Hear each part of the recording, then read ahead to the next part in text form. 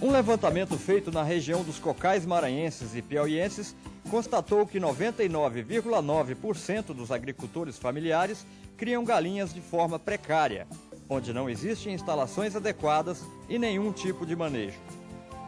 A convivência das aves com outras espécies de animais e com pessoas em um mesmo ambiente e a total falta de higiene ajudam a espalhar doenças, resultando em uma elevada taxa de mortalidade. Os predadores selvagens e as variações de clima também causam perdas consideráveis.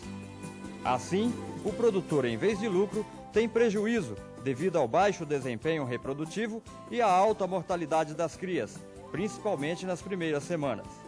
Partindo desse diagnóstico e do princípio de que se precisava aproveitar totalmente os produtos e subprodutos da produção agrícola e ainda superar a séria questão de perdas de safras na região, a Embrapa idealizou um sistema alternativo de criação de galinha caipira. O sistema consiste em um conjunto de técnicas de fácil assimilação pelo agricultor, em que são empregados procedimentos simples de organização da criação e o uso da mão de obra familiar ao longo de todo o ano, o que garante a fixação do homem no campo. Para nós é muito bom, porque hoje a gente está criando um produto de qualidade e que está sendo muito aceito pelo mercado hoje. E o que muitas coisas que a gente tinha anteriormente que jogava fora, hoje está sendo utilizado para fazer a ração do próprio animal. No caso da folha da mandioca, a raiz, a casca da mandioca e o milho também. Então, tudo isso que a gente jogava fora um ano atrás, hoje a gente está sendo utilizado para fazer a ração do animal, para produzir um animal de boa qualidade para o mercado. E sem contar que há um ano atrás vocês não tinham produto nem para o consumo. Um ano atrás a gente não tinha nem próprio para consumir, porque morria muito animal, a gente muitas das vezes jogava todo o que tinha no terreiro fora, porque não tinha um controle de como evitar a doença que o animal tinha. Então hoje aqui com essa nova tecnologia a gente tem como evitar a água tratada, o bicho come, bebe e dorme num local adequado para eles. Então hoje a gente está, como você está vendo aí, a gente tem uns produtos de boa qualidade que o mercado hoje está maior do que o que a gente tem para oferecer. Mesmo representando um adicional considerável no custo total do investimento, é indispensável o uso de uma máquina forrageira e uma balança na implantação do sistema.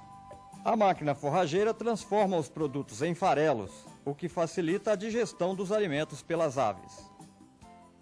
Os equipamentos podem ser adquiridos por meio de associações ou cooperativas, reduzindo assim o valor para cada associado.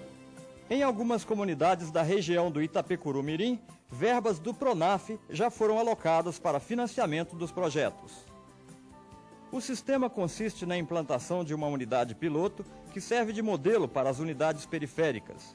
Na unidade modelo, são demonstrados periodicamente os procedimentos relativos aos manejos reprodutivos, sanitários e nutricionais. A linha de pesquisas de tecnologias apropriadas para a agricultura familiar, desenvolvidas pela Embrapa e financiadas pelo CNPq, tem uma peculiaridade que é muito importante, que é a sua expansão natural. A partir do momento que a Embrapa implanta um modelo em uma comunidade, esse sistema se expande de forma muito natural. E foi o que aconteceu aqui com o senhor Xavier. Senhor Xavier, conta para nós como foi essa sua experiência. Minha experiência aqui, quando eu olhei o modelo do Raimundo, eu gostei e procurei fazer. Até porque aqui a nossa comunidade, a mortalidade da ave era muito grande. A gente chegava a perder a 40 cabeças de galinha por dia. Entendeu? E com esse sistema, a gente viu que a mortalidade caiu. E vocês estão vendo um exemplo aqui. Dentro de 4 meses, está aqui o exemplo para todos vocês. O aviário padrão é de 32 metros quadrados de área coberta e 1.860 metros de piquetes.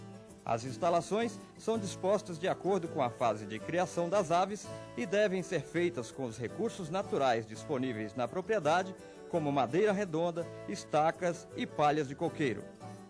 Deve-se sempre levar em consideração o sentido dos ventos, a drenagem, a posição do sol e a facilidade de acesso à água.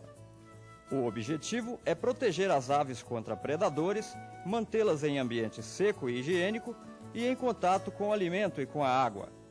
É importante ainda que os pintinhos tenham mais acesso ao sol e que os ninhos das matrizes chocadeiras não fiquem para o lado poente. Na área de cria, ficam até 97 pintinhos, desde o nascimento até os 30 dias. Essa divisão deve ter passagem para um reservado descoberto de mais ou menos 2 metros quadrados, onde os pintinhos ficam ao sol.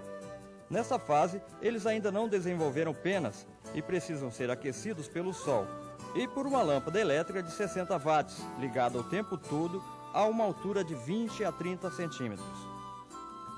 No caso de não haver energia elétrica à disposição, eles podem ser suplementados com água açucarada. As calorias do açúcar ajudam os pintinhos a suportarem o frio. Na fase de recria, ficam de 60 a 92 pintinhos com idade de 31 a 60 dias, em piquetes de no mínimo 20 metros quadrados. A partir dessa fase, os comedouros em forma de calha devem ter proteção de arame para que as aves não subam no coxo. Também é necessário que cada divisória dê acesso a piquetes onde as aves ficam mais livres. Na fase de terminação, de 61 a 120 dias, o piquete deve ter pelo menos 1.800 metros quadrados.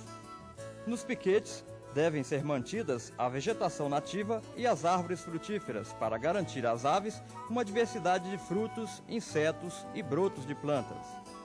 É importante que o piquete seja grande para que a ave se exercite, o que desenvolve a fibra muscular, principal característica de qualidade da carne da galinha caipira. A fase de reprodução é caracterizada pela postura e pela incubação.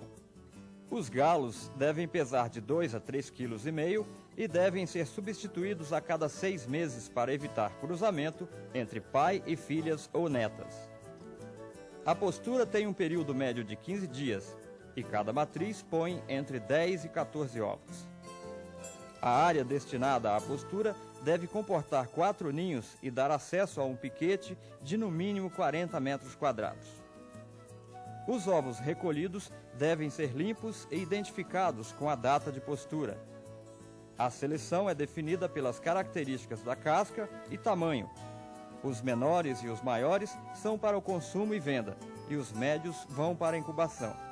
Os ovos podem ser conservados em geladeira por até 30 dias sem perder o poder germinativo.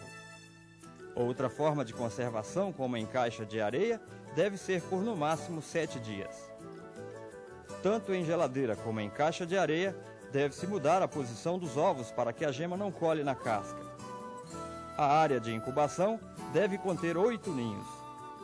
De acordo com o tamanho da galinha, podem ser incubados de 12 a 15 ovos, com um aproveitamento de 85% dos ovos fertilizados. Para a incubação, as galinhas são mantidas isoladas até a tiragem dos pintinhos, por isso devem ter água e comida à vontade. A galinha é separada dos pintinhos logo após o nascimento. Com isso, ela perde rapidamente as características de choco, resultando em um ciclo reprodutivo de aproximadamente 47 dias. Uma análise dos ovos vai permitir ao produtor identificar alguns defeitos antes da incubação. A análise também pode ser feita antes do 10º dia de incubação, quando é possível verificar se existe desenvolvimento do embrião. Em caso negativo, esses ovos são recolhidos. É já na fase de cria que se iniciam os primeiros cuidados sanitários. São aplicadas vacinas contra doenças viróticas como Newcastle, Gumboro, bronquite infecciosa e bulbo aviária.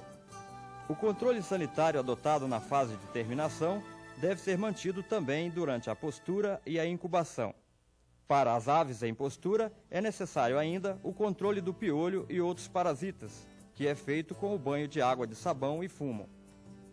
No preparo da solução, deve ser usada a mesma proporção de sabão e fumo dissolvidos em água. Após o descanso de um dia ou a fervura da solução, são acrescentados 5 litros de água e feito o mergulho das aves.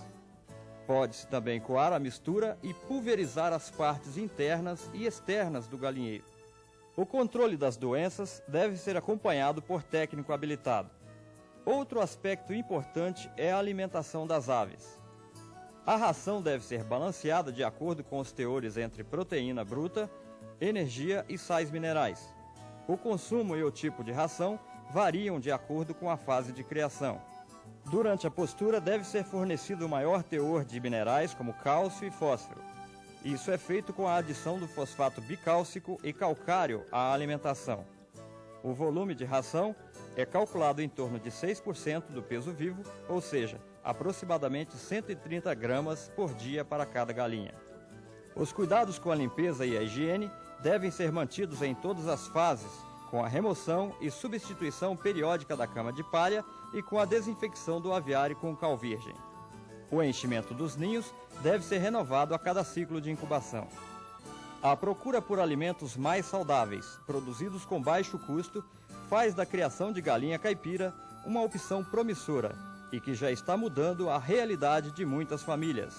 Além de conservar uma atividade tradicional do pequeno agricultor e contribuir para a fixação do homem no campo, a adoção do sistema de criação desenvolvido pela Embrapa garante qualidade ao produtor, pois o lucro é maior com a comercialização em vendas diretas ao consumidor ou a restaurantes, e estes, cada vez mais, ganham adeptos para o consumo de pratos cujo ingrediente principal é a galinha caipira.